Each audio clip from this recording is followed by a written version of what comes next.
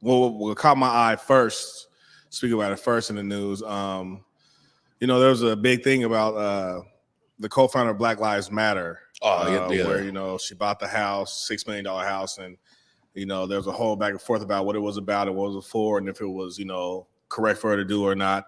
And just this past week, I was going to ask you, excuse me, I didn't mean to cut you off. Did she ever give us? I never seen a statement or anything. No, back then she said it was for community meetings and this and that.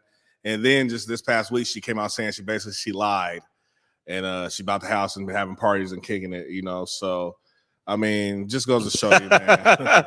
It's not funny, no, it's hellacious, man. Like we can't have nothing. We can't ever put people in positions of power. Yeah, like you're supposed to be the co-founder of the movement that's supposed to be for better, but they've got well over 100 million in donations, and we know for sure you spent $6 million on a house, and you could have said it was for you. You could have, out of that 100 million, my living situation, whatever it is, you could say if you're doing real work, but you said it was for this and that, and it turns out that you lied. So that was disheartening, but I wasn't shocked. Well, I wonder what made her go, man. You know what? This is actually for us to kick it. It's a sorority and a fraternity house.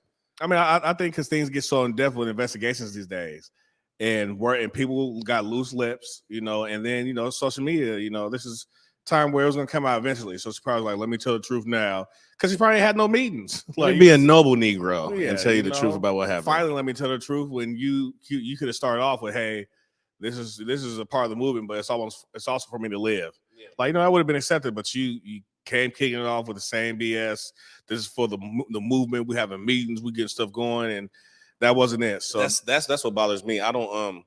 We would never given anything. So if it was done with grace, done with like intention, like I helped raise all this money. I helped do this. I'm part of a movement that's helping people here and there. I have receipts. I didn't help people over here and over there. That changes how people look at you. But when you spend that money and you say, hey, this is for the cause. We're having meetings, what I'm saying? It's a resource for people to come live or, dinners for whatever it is. And you just lying about it. That's when it becomes an issue of you, being abusive to the power and the resource you've been given. Because honestly, I mean, if somebody told me that they spent $6 million in a house out of 100 million, I wouldn't be mad.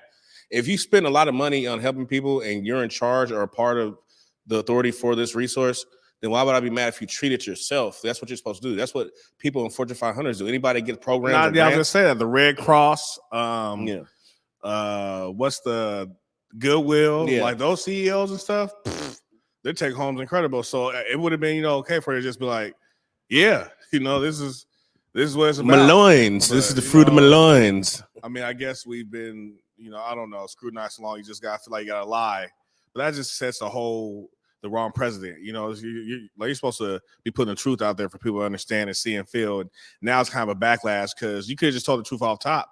Nobody would really cared. And now, I don't know. We be in our own way.